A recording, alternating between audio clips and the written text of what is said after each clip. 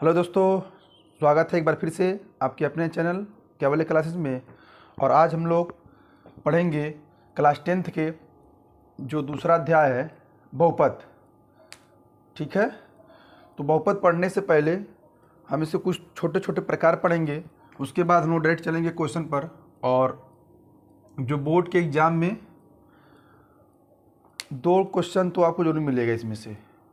तो बहुपद शुरू करने से पहले हम बहुपद के प्रकार को देखते हैं। जैसे पहला प्रकार होता है रैखिक बहुपद। रैखिक बहुपद। दूसरा द्विघात बहुपद। तीसरा त्रिघात बहुपद। आपकी क्लास में 10th में द्विघात बहुपद का ही जिक्र अधिकतम है, तो हम लोग केवल पढ़ेंगे द्विघात बहुपद। त्रिघात बहुपद के बाद चतुर्थ घात, पंचम घात के भी होते हैं, लेकिन अधिकतम सवाल हमारे जो प्रश्न होते हैं रैखिक, द्विघात और त्रिघात पे होते हैं। ठीक है, रैखिक बहुपद क्या होता है? लीनियर, जिसमें चर राशि पर अधिकतम पावर कितना हो? 1। ठीक है ना। जैसे ax प्लस बी, जहाँ a और b कोई a तथा b एक पूर्णांक है। क्या है? एक पूर्णांक है। ध्यान से देखिएगा। दूसरा द्विघात बहुपद, जिसमें अधिकतम घातों की संख्या कितनी हो? 2 हो। a और b और c क्या है? एक पूर्णांक है। यहाँ a और b और c क्या कर लीजिए, यहाँ लिख दीजिए, जहाँ a b c एक पूर्णांक है। ठीक है ना, एक पूर्णांक है। त्रिघात बहुपद, जिस बहुपद में अधिकतम घातों की संख्या 3 हो, वो हमारा त्रिघात बहुपद कहलाएगा। ठीक है, यहाँ थोड़ा सा बहुपद और समीकरण हम लोग थोड़ा समझ लेते हैं। इक्वेशन क्या है और एक पॉलिनोमियल्स। यदि प्रश्न में कहीं ऐसे आपको मिल जाता है तो यह एक बहुपद है, अगर लगा दिया गया 0 तो यह हो गया एक समीकरण। ठीक है, और बहुपद समीकरण क्या है? अगर हम इसको हटा देते हैं, वह फिर से बता दें दोबारा, ये हमारा क्या है? एक बहुपद। अगर हम लोग 0 लगा देते हैं, ये हमारा किस में बदल गया? समीकरण में। दोनों का मतलब ये होता है कि अगर द्विघात समीकरण ये है या द्विघात बहुपद हो, तो जितने अधिकतम घाते होंगे उनके उतने ही मूल होंगे, या कह सकते शून्यक होंगे। ठीक है, तो अगर हम कहें कि इसमें अधिकतम घातों की संख्या 2 है, तो इसके शून्यक कितने होंगे? इसके शून्यक 2 होंगे। 2 होंगे। मान लीजिए एक अल्फा और एक बीटा है। ठीक है ना, एक अल्फा और एक बीटा, क्योंकि हमको पढ़ना है द्विघात बहुपद। क्लास 10th में केवल द्विघात बहुपद पे ही विशेष बल दिया गया है, तो हम इसमें और इसको ना पढ़ते हुए हम लोग स्टार्ट करेंगे डायरेक्ट द्विघात बहुपद से। ठीक है ना।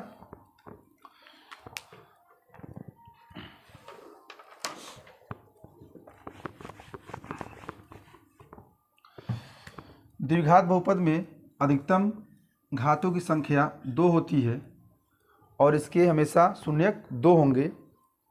अल्फा एवं बीटा आप जो भी मान सकते हैं, यानी कि कह सकते हैं यहाँ पर जो x के मान जितने आएंगे, x को या तो हमारा बहुपद x में हो या y में हो, यानी x और y के हमारे जितने मान होंगे वो 2 निकलेंगे। इसमें एक रिलेशन हम लोग को मिलेगा, थोड़ा सा देखते हैं रिलेशन क्या है।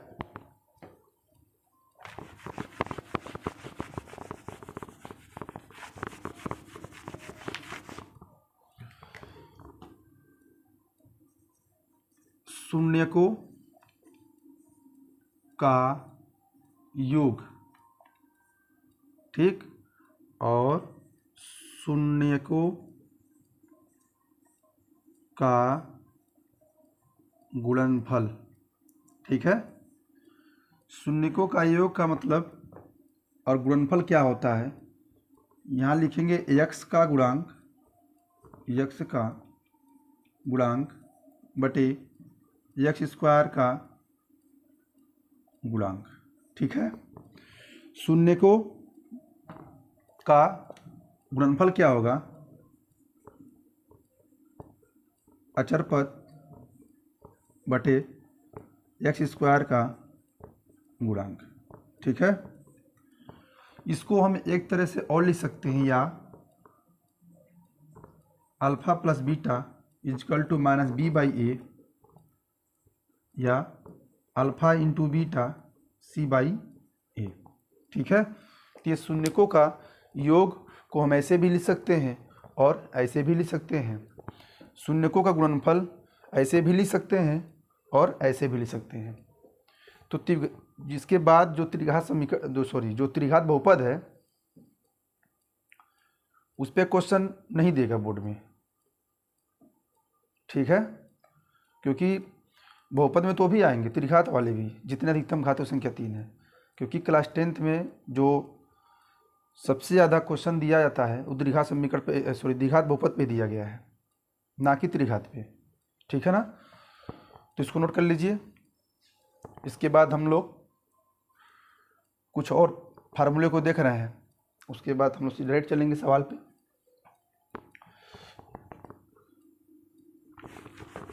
तो शून्यकों का योगफल तथा शून्यकों का गुणनफल आप लोग को बताया गया। एक तीसरा फार्मूला जो है वो बहुत ही महत्वपूर्ण भी है, द्विघात बहुपद बनाने के लिए, ठीक है। द्विघात बहुपद कब बनाने के लिए कहा जाएगा, जब आपको प्रश्न में दिया रहेगा जब शून्यकों का योगफल तथा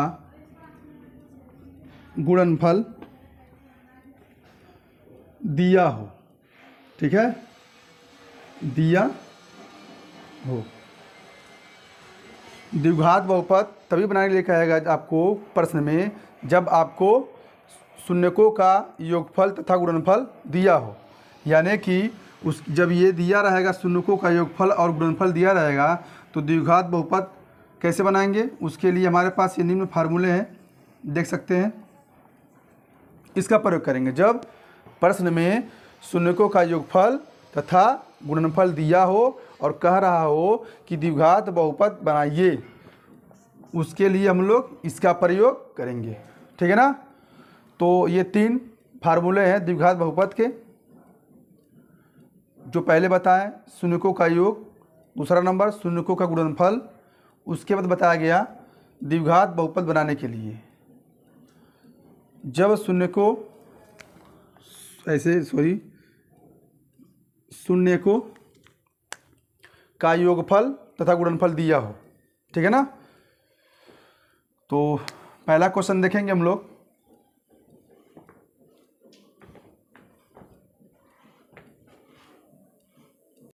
तो पहला क्वेश्चन हम लोग के पास ये है, एक द्विघात बहुपद ज्ञात कीजिए जिनके शून्यकों का योगफल तथा गुणनफल क्रमशः -3 एवं 2 है। तो पहले तो ये देखेंगे कि शून्यकों का योगफल कितना दिया हुआ है। शून्यकों का योगफल दिया -3 और गुणनफल कितना दिया है 2। शून्यकों का योग को हम कह सकते हैं अल्फा प्लस बीटा और गुणनफल को कह सकते हैं अल्फा इंटू बीटा। द्विघात बहुपद बनाने के लिए हम लोग के पास ये बहुपद हम लिखेंगे और जो मूलों का या कह सकते हैं शून्यकों का योग जो दिया है जो -3 है उसको यहाँ लिख देंगे -3 और ये 2 माइनस माइनस प्लस, ठीक है ना। ये माइनस माइनस प्लस, ये 3x और +2, ठीक है ना। दूसरा क्वेश्चन हम लोग के पास है एक द्विघात बहुपद k-1 ब्रैकेट बंद एक्स स्क्वायर प्लस के एक्स प्लस 1 के शून्य को में से एक -3 है तो k का मान ज्ञात कीजिए। तो ऐसे क्वेश्चन बहुत ही इंपॉर्टेंट है जो इस बार 2024 की एग्जाम में आएगा। इसको लगाने के पहले एक बात और सुन लीजिए, क्योंकि ऐसे क्वेश्चन बहुविकल्पी में भी दे सकता है। ठीक है, तो कैसे लगाएंगे? यहाँ आप लिखेंगे k-1 एक्स स्क्वायर प्लस के एक्स प्लस 1 के शून्य को, मतलब इसके ऐसे लिख दीजिए k-1 ब्रैकेट बंद एक्स स्क्वायर प्लस के एक्स प्लस 1 का एक शून्यक -3 है। द्विघात समीकरण में अगर द्विघात है तो उसके दो शून्यक होते हैं और वो शून्यक उस द्विघात बहुपद को संतुष्ट करते हैं। यानी कि इस द्विघात बहुपद का एक शून्यक -3 है, तो जहाँ पर x होगा वहाँ पे क्या रखेंगे हम लोग? -3 रखेंगे।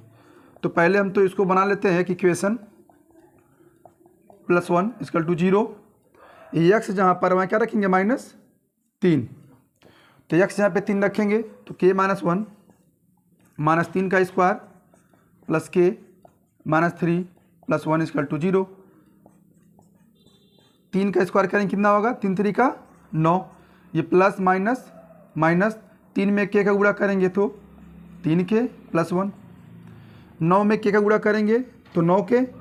9 में 1 का गुणा करेंगे 9।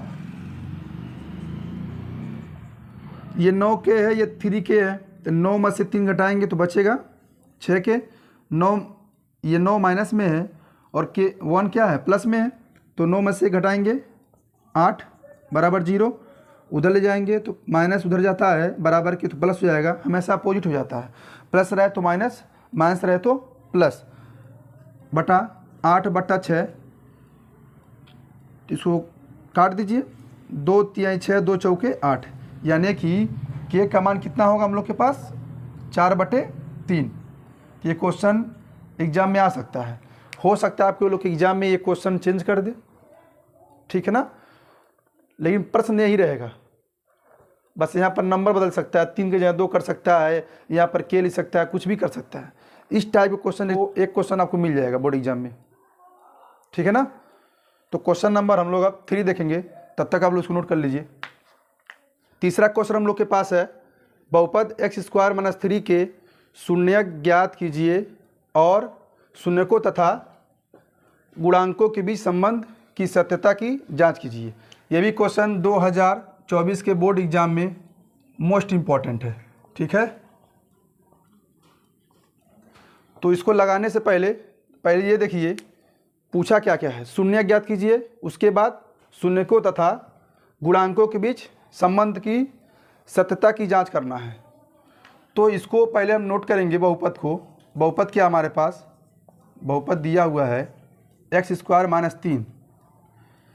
लिखेंगे इसका मान शून्य होगा। शून्य होगा कब?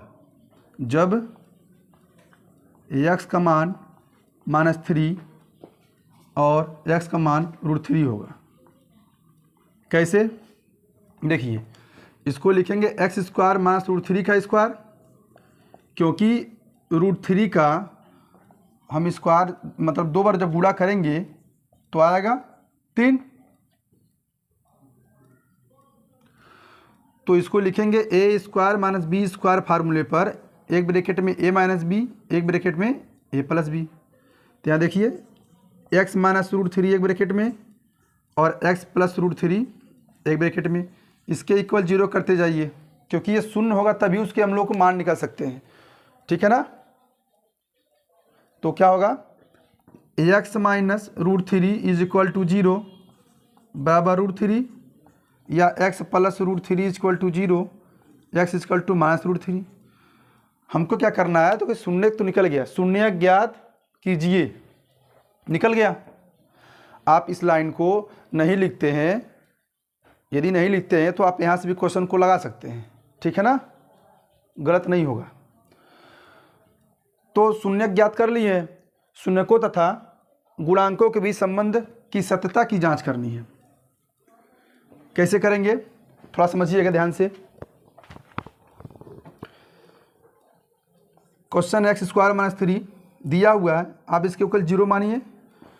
यहाँ लिखेंगे a x square plus b x plus c equal to 0 से तुलना करने पर, क्या करने पर, तुलना करने पर, तो ए का मान कितना होगा, यहाँ पर एक छिपा हुआ एक, देखिए एक्स स्क्वायर यहाँ है तो एक्स स्क्वायर यहाँ है, तो ए का गुणांक मतलब एक्स का गुणांक 1 है, तो ए की वैल्यू कितना हो जाएगा 1। यहाँ पर क्या है, एक्स है, बी एक्स, यहाँ पर एक्स नहीं है, एक्स तो है लेकिन एक्स स्क्वायर है, हमको चाहिए केवल एक्स जिस पे एक घात हो, इसमें एक्स नहीं है, इसलिए इसकी बी की वैल्यू क्या होगी 0, क्योंकि एक्स का गुणांक है ही नहीं, तो बी की वैल्यू 0 हो जाएगी। फिर क्या है, सी का मान -3। ऐसा क्यों किया गया है बता रहे हैं। अब क्या करेंगे, आपको पता होगा कि शून्यकों तथा गुणांकों के बीच जो रिलेशन है कैसे लिखते हैं, उसको लिखेंगे शून्यकों का योग, शून्यकों का योग बराबर माइनस एक्स का गुणांक, एक्स का गुणांक बटे एक्स स्क्वायर का गुणांक, ठीक है ना। जो शून्यक हम लोग निकाले हैं, यानी कि यही हमारे शून्यक हैं इस द्विघात बहुपद का, क्योंकि ये द्विघात बहुपद है, इसमें अधिकतम घातों की संख्या कितनी है 2 है, इसलिए इसके 2 शून्य निकलेंगे, पहला ये दूसरा ये, तो इनका योग देखेंगे, इनका योग कितना है, पहले -√3 अब +√3, ठीक है ना। इसके इक्वल माइनस एक्स का गुणांक, यानी कि इसमें देखिए ज़रा ध्यान से, कहीं इसमें एक्स है ही नहीं, जब एक्स नहीं है तो लिखेंगे 0, ठीक है ना। और एक्स स्क्वायर का गुणांक, एक्स स्क्वायर का गुणांक देखिए, एक्स स्क्वायर का गुणांक 1 है, लिख देंगे 1, इसकी वैल्यू 0, इसकी वैल्यू 0। इसको क्यों लिखा गया है बता रहे हैं, इसको एक तरीके से और कर सकते हैं, शून्यकों का योग alpha plus beta equal to minus b/a, ठीक है ना। आप इसको भी करेंगे, कर सकते हैं, या फिर इसको कर सकते हैं, दोनों में से कोई एक आप लगा सकते हैं इसकी सत्यता की जांच करने के लिए। तो अल्फा प्लस बीटा यानी कि अल्फा और बीटा है क्या, ये द्विघात बहुपद के 2 शून्यक हैं, और हमारे पास 2 शून्यक का मान कितना है √3 और -√3, √3 -√3। बी की वैल्यू कितना हमारे पास है 0, 0। ए का मान कितना है 1 और 1, ये काट देंगे 0, यानी कि ये क्या हो गया, शून्यकों का योग तथा गुणांकों के बीच हमारा रिलेशन निकल गया। आप इसको भी यहाँ तक छोड़ सकते हैं या फिर इसको भी कर सकते हैं, ठीक है ना। तो अभी हमारे पास क्या बचा है, शून्यकों का गुणनफल और उनके बीच रिलेशन निकालना है, उन गुणनफल और उनके गुणांकों का। तो इसको नोट कर लीजिए।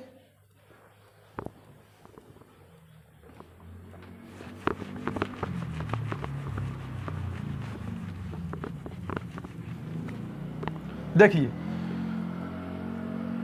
शून्यकों का अब निकालेंगे गुणनफल, क्या निकालेंगे, गुणनफल। फार्मूले वही है, थोड़ा चेंज हो जाएगा, यहाँ लिखेंगे अचर पद, क्या लिखेंगे, अचर पद। अचर पद आपको बताया है शुरू में, अचर पद बटे एक्स स्क्वायर के गुणांक।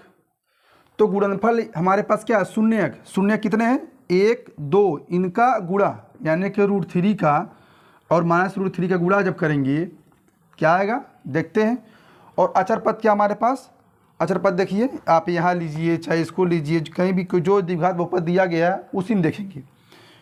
तो √3 हमारा -3 अचर पद है, लिख देंगे -3 बटे एक्स स्क्वायर का गुणांक, इसमें एक्स स्क्वायर का गुणांक कोफिशिएंट जिसे बोलते हैं हम लोग, ये 1 है, कितना है 1 है, तो लिखेंगे 1, गुणा करेंगे 2 रूट में है, देखिए रूट में 3, दोनों का गुणा करेंगे हो जाएगा 3, ये माइनस लगा देंगे, भाग करेंगे -3, ठीक है ना। ये थोड़ा आप पहला मेथड। दूसरा मेथड क्या है, इसको निकालने का मतलब यही है कि आपको 2 तरीके लगा सकते हैं, आप यही छोड़ दीजिए तभी सही है। क्या करेंगे, अल्फा इंटू बीटा c/a, आपको बताया गया है। तो देखेंगे c कितना हमारे पास -3, a कितना हमारे पास है 1, तो लिख देंगे 1, अल्फा इंटू बीटा, अल्फा और बीटा क्या है द्विघात बहुपद के शून्यक है, क्या है, द्विघात बहुपद के शून्यक। और हमारे पास इस द्विघात बहुपद का शून्य क्या क्या है, √3 और -√3, यानी इसका हम लोग फिर मल्टीपल करेंगे तो कितना आएगा, -3 आएगा। ठीक है ना। तो आप एग्ज़ाम में इसको लिखें या इसको लिखें, दोनों बातें की है। ठीक है ना। तो उम्मीद है क्वेश्चन आपको समझ में आया होगा। कल हम लोग तीसरा अध्याय पढ़ेंगे मैथ का, और उसमें वही क्वेश्चन देखेंगे जो बोर्ड की दृष्टि से बहुत ही महत्वपूर्ण है। ठीक है ना। तब तक के लिए नमस्कार।